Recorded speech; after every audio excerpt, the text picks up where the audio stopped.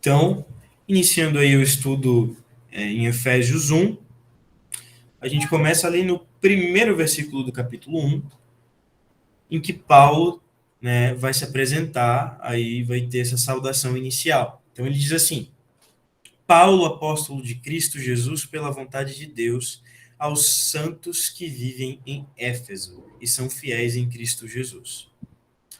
Bom, em primeiro lugar, a gente tem esse primeiro versículo, e é interessante que a gente preste atenção ali, que Paulo começa falando de si mesmo, né? E diz: Paulo, apóstolo de Cristo Jesus, pela vontade de Deus, aos santos que vivem em Éfeso e são fiéis em Cristo Jesus. Bom, a primeira coisa que a gente tem aqui é o nome do próprio Paulo. Ele está se identificando, ele está dizendo quem é que está enviando a carta, né? E depois ele diz quem ele é: apóstolo de Cristo Jesus pela vontade de Deus.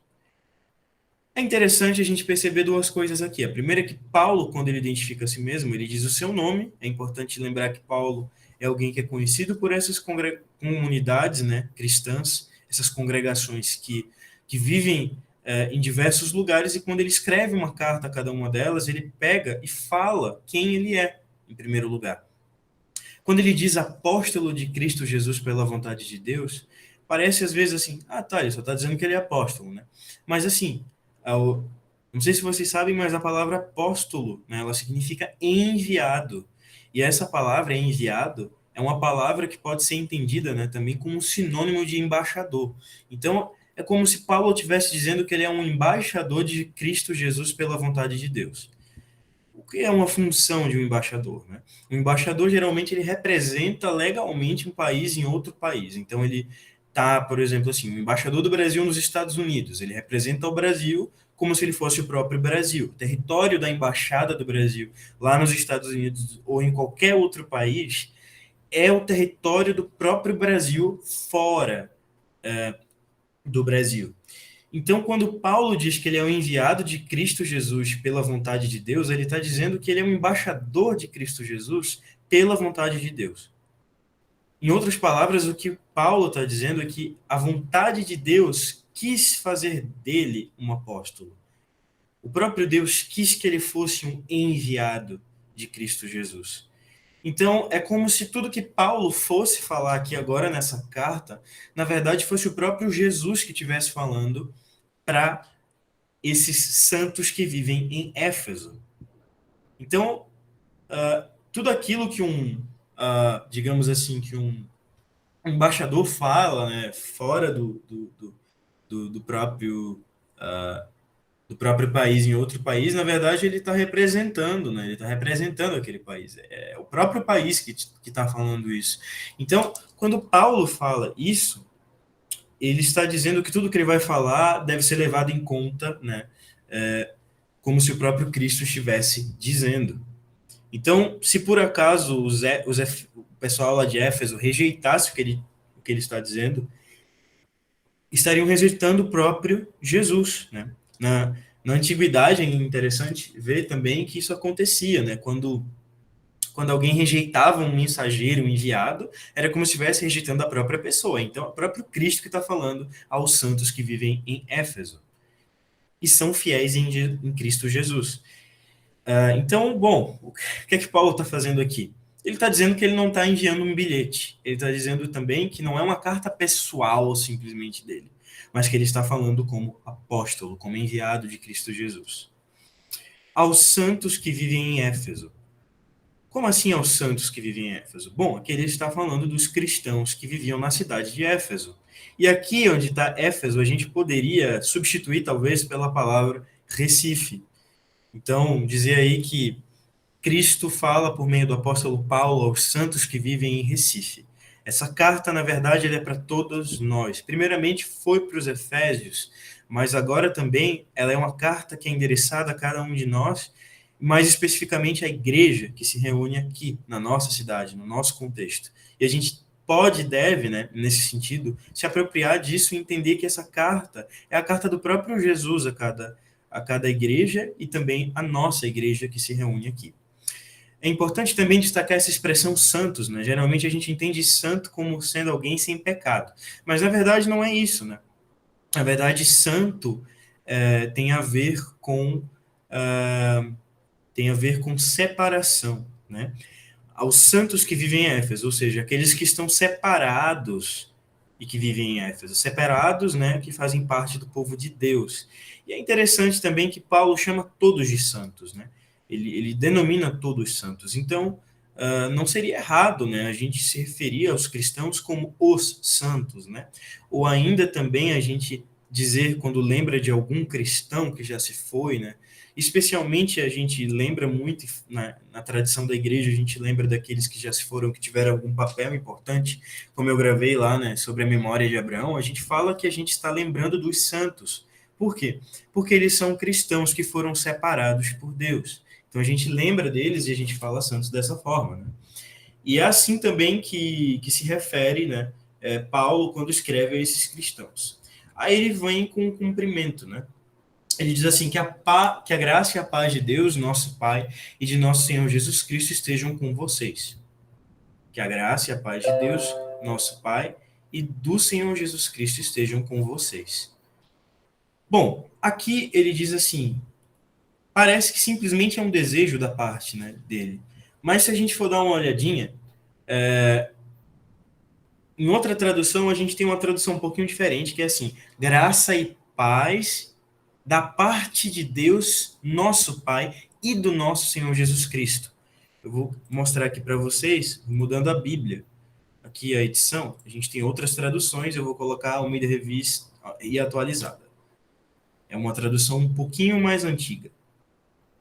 Olha aqui que interessante. Graça a vós outros e paz da parte de Deus, nosso Pai, e do Senhor Jesus Cristo.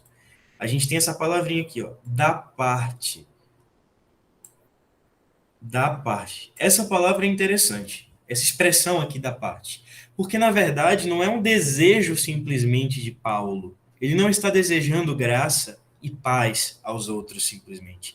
Na verdade, ele está dizendo que a graça e a paz que vem da parte de Deus, nosso Pai, e do Senhor Jesus Cristo, que isso está, ele está, na verdade, comunicando que isto está com esses santos que vivem em Éfeso. Ou seja, ele está dizendo assim: olha, vocês estão de boa, vocês estão tranquilos. Essa é a situação de vocês diante de Deus. A situação de vocês é graça e a situação de vocês é paz. Vocês estão em paz com Deus. E vocês estão em paz com Deus porque vocês estão reconciliados, vocês estão unidos a Deus, há uma comunhão entre vocês e Deus, então a situação de vocês é de paz. Entre vocês e Deus não tem assim intriga, entre vocês e Deus não tem problema. Entre vocês e Deus não tem outra coisa a não ser graça e paz. E essa graça e essa paz vem da parte de Deus, ou seja, Deus tem para com vocês essa graça e essa paz. Espero que tenha ficado claro.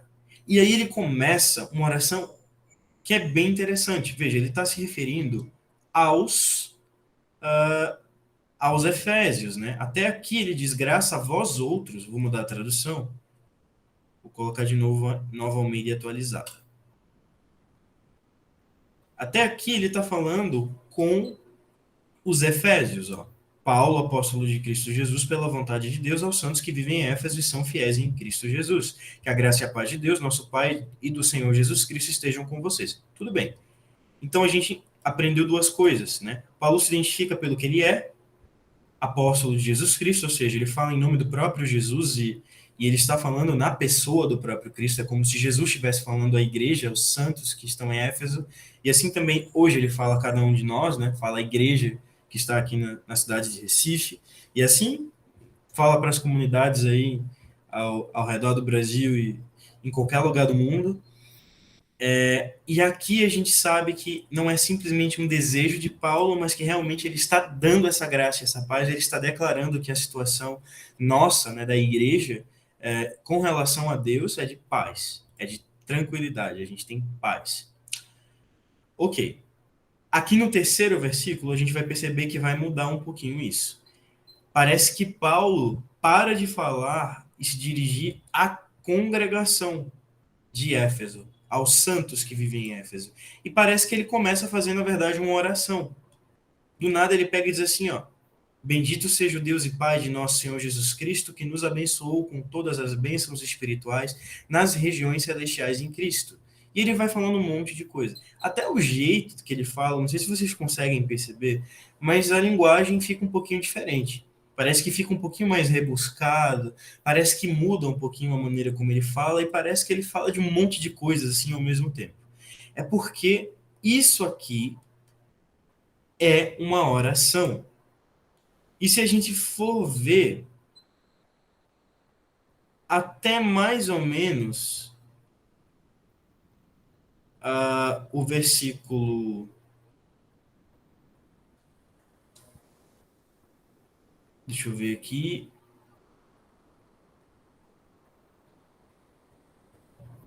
10. 10 não. Acho que 12. A gente tem uma oração bem estruturada. Depois aqui que ele volta a se referir. Ó. No versículo 13 ele fala de novo vocês. Nele também vocês, depois que ouviram... Aí ele volta a se comunicar com os leitores.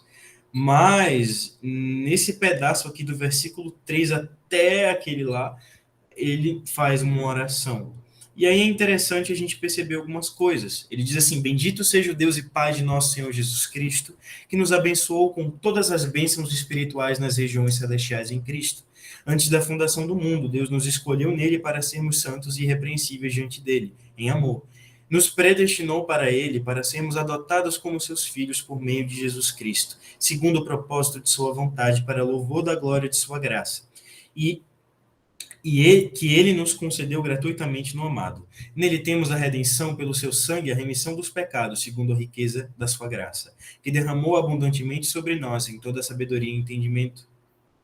Ele nos revelou o mistério da sua vontade, segundo o seu propósito que ele apresentou em Cristo, de fazer convergir nele, na dispensação da plenitude dos tempos, todas as coisas, tanto as do céu como as da terra. Em Cristo fomos também feitos herança, predestinados segundo o propósito daquele que faz todas as coisas, conforme o conselho da sua vontade, a fim de sermos para o louvor da sua glória, os que de antemão esperamos em Cristo. Nele também vocês, depois que ouviram a palavra da verdade, o evangelho da salvação, tendo nele também crido, receberam o selo do Espírito Santo da promessa. O Espírito é o penhor da nossa herança, até o resgate da sua propriedade, em louvor da sua glória. Eu vou ler até aqui, mas o capítulo é um pouco mais longo. Mas aqui é interessante a gente perceber nessa primeira parte algumas coisas. A primeira é que ele diz: Bendito seja o Deus e Pai de nosso Senhor Jesus Cristo. Por que Deus é bendito? Por que o Deus e Pai é bendito, né? Ele é bendito porque ele fez alguma coisa. Ele é bendito porque ele nos abençoou com todas as bênçãos espirituais nas regiões celestiais em Cristo. O que é tudo isso aqui, né? Quando ele bendiz a Deus, ele está louvando a Deus, ele está agradecendo a Deus e louvando a Deus, né?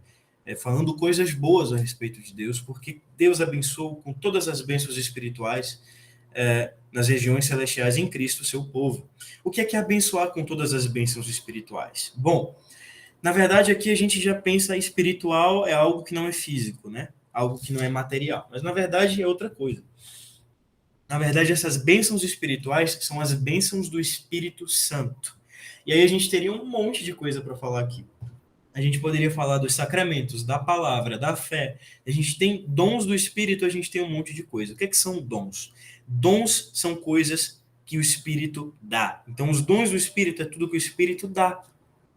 Todas as bênçãos espirituais. O Espírito nos abençoa com várias coisas. Por que nas regiões celestiais? Quando aqui se fala nas regiões celestiais, a gente está falando de uma outra realidade. Ah, mas então é no céu? É o céu. Mas é o céu que a gente olha para cima e vê? Na verdade, não. Na verdade, a gente está falando de uma outra dimensão de realidade mesmo, né? A gente está falando da realidade de Deus, a realidade celestial. É onde os anjos habitam, onde todos os seres que não são como nós, seres humanos, né? Que são seres criados também por Deus, mas que têm uma natureza diferente, é onde eles habitam. E eles habitam onde Deus habita, né? É onde Cristo também está assentado à direita do Pai. Então, ele nos abençoou com todas as bênçãos espirituais nas regiões celestiais em Cristo.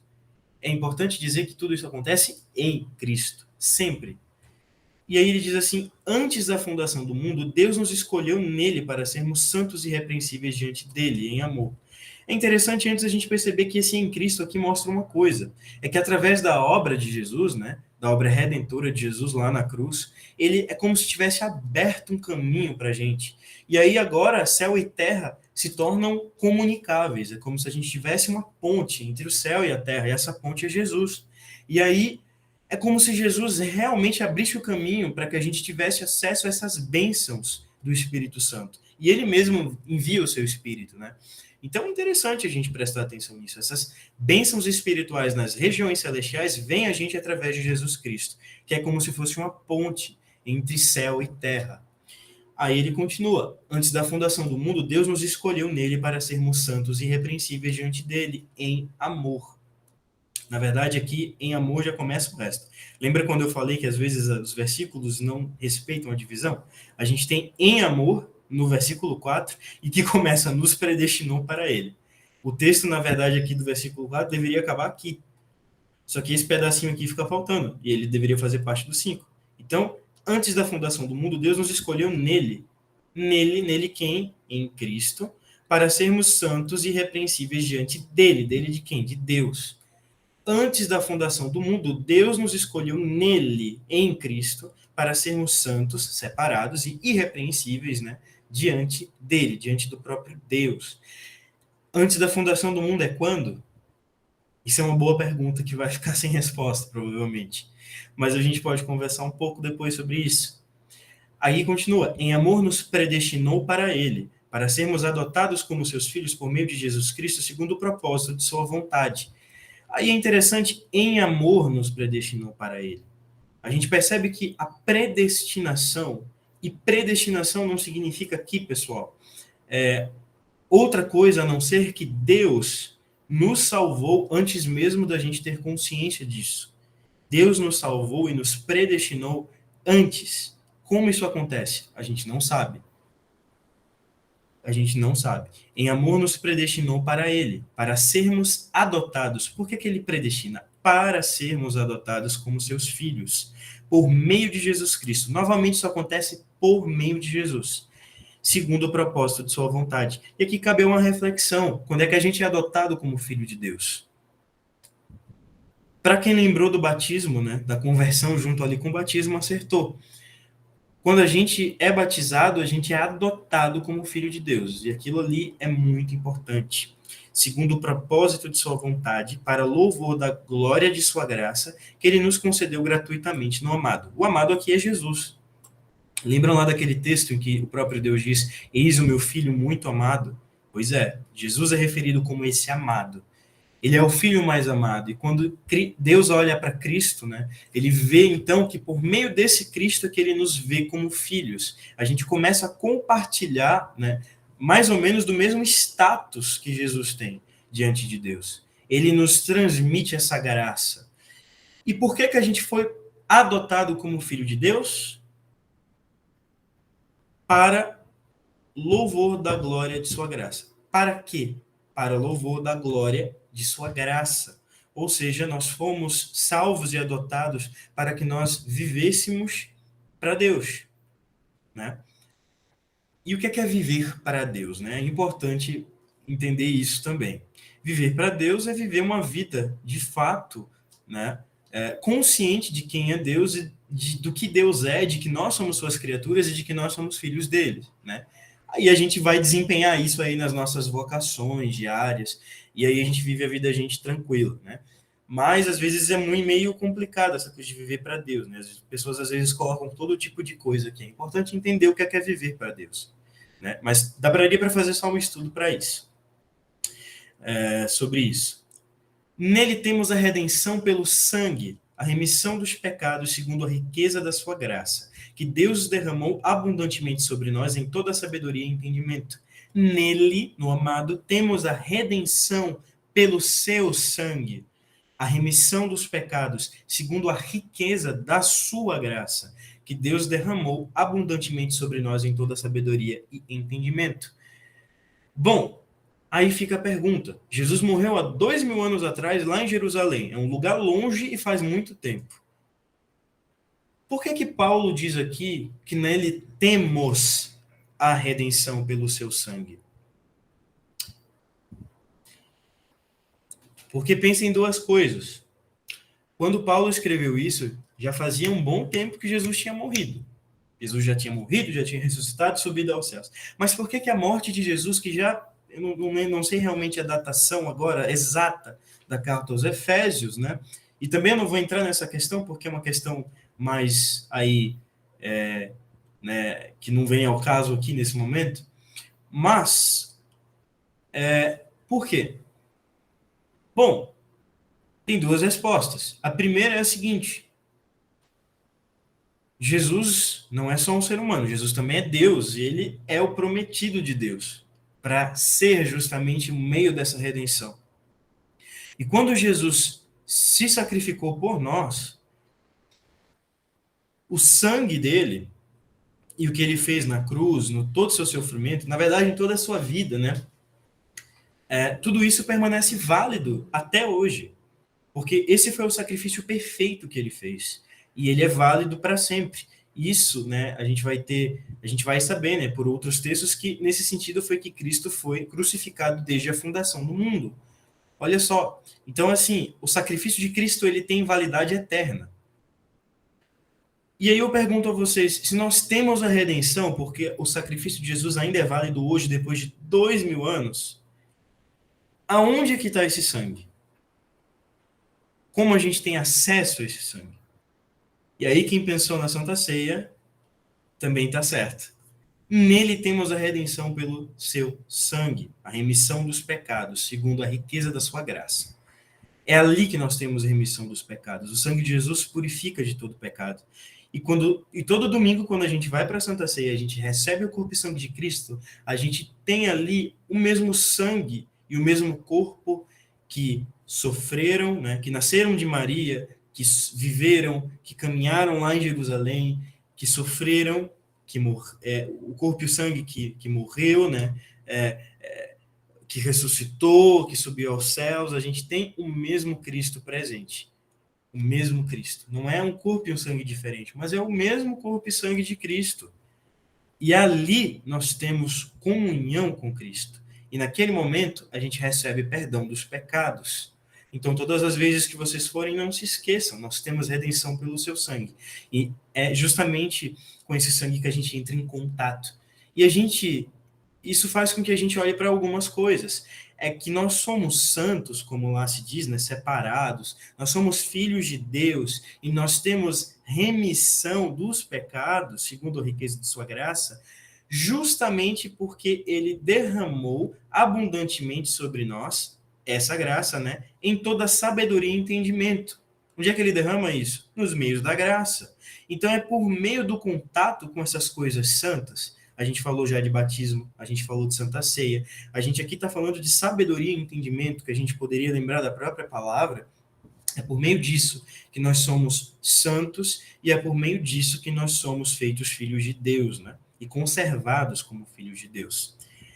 Aí vem mais aqui, ó. Ele nos revelou o mistério da sua vontade, segundo o seu propósito que ele apresentou em Cristo, de fazer convergir nele, na dispensação da plenitude dos tempos, todas as coisas, tanto as do céu como as da terra. Aqui parece que é meio complicado, né, essa parte, mas diz assim, ele nos revelou o mistério da sua vontade. Essa primeira parte é importante entender que aqui mistério aparece como uma coisa que a gente não saberia se não fosse revelada pelo próprio Deus. Ele nos revelou o mistério da sua vontade. Qual é a vontade de Deus? Vamos voltar aqui um pouquinho e a gente vai ver. Vontade de Deus, vontade de Deus, vontade de Deus, vontade de Deus. A gente vai achar algo parecido com isso. Vocês lembram? Nos predestinou para ele para sermos adotados como seus filhos por meio de Jesus Cristo, segundo o propósito de sua vontade. Ele nos revelou o mistério da sua vontade. Ou seja, a gente só sabe que Deus fez isso por meio de Cristo, porque ele nos revelou por meio da sua palavra. Se ele não nos revelasse, nós não saberíamos disso naturalmente. É a palavra de Deus que revela. É o próprio Deus que revela a gente a verdade do Evangelho. A boa notícia de que Cristo veio para resgatar a gente. Não é um esforço humano. Na verdade, tudo que a igreja faz e tudo que a igreja sabe é a ação do próprio Deus. Quando a gente vem todo domingo para a igreja, né? Todos os domingos que a gente vem para a igreja, qualquer outro dia da semana, se a gente participa de alguma atividade, é importante que a gente saiba que por trás disso tem a ação do próprio Deus. Não é pela nossa força, né? A gente só sabe do evangelho porque ele mesmo revelou isso a gente. Por isso que é mistério. Segundo o seu propósito que ele apresentou em Cristo, de fazer convergir nele, ou seja, dessas coisas, né, convergirem no sentido de as coisas se juntarem, né, se direcionarem ao próprio Jesus, na dispensação da plenitude dos tempos. Essa expressão aqui que é meio complicada, deixa eu tentar explicar para vocês. Dispensação, quando a gente fala de dispensar, é de dar alguma coisa, é da gente entregar alguma coisa, tá? Dispensação aqui vem quase do termo, imaginem, hoje em dia as casas não tem mais isso, mas imaginem aí uma dispensa, né, um armário ou um almoxarifado, o que é que seja. A gente tem assim, é como se fosse um lugar onde se guardam algumas coisas. E aí tem aquela pessoa que trabalha ali naquele lugar, né, que vai lá e pega aquelas coisas dentro daquele armário, dentro daquele negócio, pegam essas coisas e entregam para as pessoas que estão do lado de fora. É mais ou menos isso aí que isso quer dizer aqui. Dispensação da plenitude dos tempos. Todas as coisas, tanto as do céu como as da terra. Aqui, de novo, volta aquela coisa céu e terra que eu estava falando. É como se tudo aquilo que tivesse no céu, de graça, de bondade, de misericórdia, a vida que Deus tem no céu, ela fosse dada a gente por meio de Jesus. Por isso que a gente chama de dispensação, né? Esse termo a gente usa para muitas coisas, né? Por exemplo, a gente pode falar da dispensação dos meios da graça. Quem é que faz essa dispensação? É o próprio Jesus. Ele faz isso por meio da sua igreja, e quem administra isso, quem é chamado de despenseiro na igreja, é o próprio pastor, porque é ele que é como se ele entrasse na dispensa de Deus, né, e pegasse ali aquelas coisas e desse ao povo. Então, de fazer convergir nele, na dispensação da plenitude dos tempos, todas as coisas, tanto as do céu como a da terra. Esse versículo aqui, em específico, ele tem muita coisa. Se a gente fosse parar bem para ver ele, a gente já vê que não acaba as coisas, né? Mas a gente não tem tanto tempo assim, né, para ver cada detalhe, cada coisinha. Então, vamos seguindo. Mas, antes disso, eu gostaria de pontuar aqui, ó, alguma coisa sobre isso, para tentar...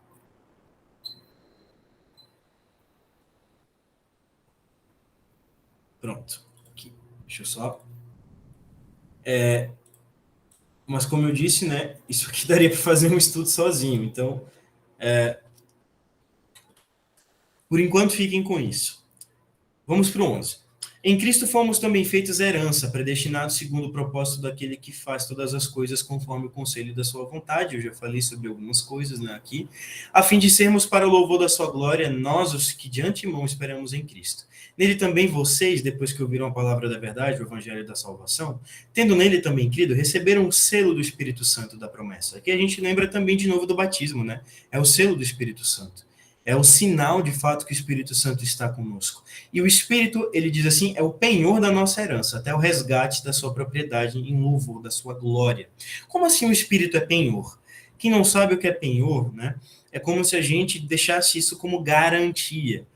Quando a gente compra um celular, um notebook, um fone, qualquer coisa assim, tem muita coisa que tem garantia. Então, o Espírito é como se fosse a garantia da nossa herança.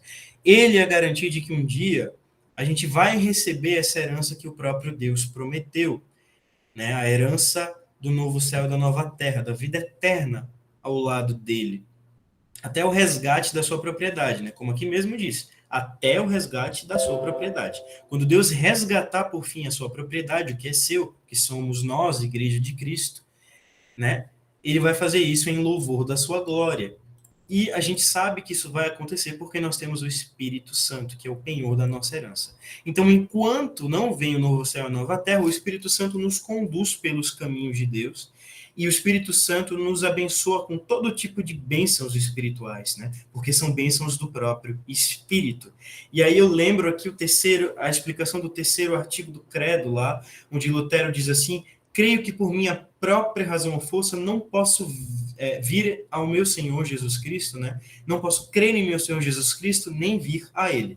Mas o Espírito Santo me chamou pelo Evangelho, me chamou com os seus dons, me iluminou com a sua luz, etc, etc e tal. Então, assim, por nós mesmos nós não somos capazes de fazer nada. Mas o Espírito Santo nos converte. O Espírito Santo nos move a ser igreja. O Espírito Santo nos move a congregar. O Espírito Santo nos move a estar ao redor da mesa. É o Espírito Santo que nós recebemos no batismo. É o Espírito Santo que nós recebemos na palavra e é o Espírito Santo que nós recebemos também na ceia. Porque onde Cristo está presente, ele sempre dá do seu Espírito. E se Cristo está presente na ceia, ele também dá do seu Espírito. E aí é interessante porque essa oração que eu acabei de ver com vocês, ela é uma oração que era feita no momento da ceia. Então ela era uma oração meio longa, né? E é interessante algumas coisas, né? Paulo foi pastor, né, nessa congregação durante 3 anos. Então ele já havia pregado, já havia celebrado a Santa Ceia muitas vezes lá. E essa é uma típica oração que fazia parte da liturgia da Santa Ceia na igreja antiga. Por isso que ela é grande e tem uma linguagem um pouco mais rebuscada. E os estudiosos dizem isso, né? Que era realmente uma oração que era feita na hora da ceia, né? E de gratidão por aquilo que Deus fez e por aquilo que Deus estava fazendo naquele momento em que eles iam receber a Santa Ceia. Eles vinham como dom do Espírito, né? O que é que a gente pode dizer de tudo isso? Bom, estar reunido, né, nessa congregação aqui em Recife, né, não é um esforço individual, mas é algo que Deus faz com a gente. Ele nos abençoou com essas bênçãos do Espírito Santo. Ele nos escolheu para Ele mesmo em Cristo. Ele nos predestinou em amor através de Cristo para sermos filhos. Ele deu toda a riqueza da sua graça para a gente, também por meio de Jesus, né? Ele faz isso sempre por meio de Jesus, não fora de Jesus. E aí a gente vê que estar aqui no estudo, participar do culto, viver como filho de Deus todo dia, né, nas vocações que a gente tem como filho, como pai, como irmão, como primo, como empregado, como patrão, como estudante, né, como o que quer que a gente faça, não é algo que parte da gente, né?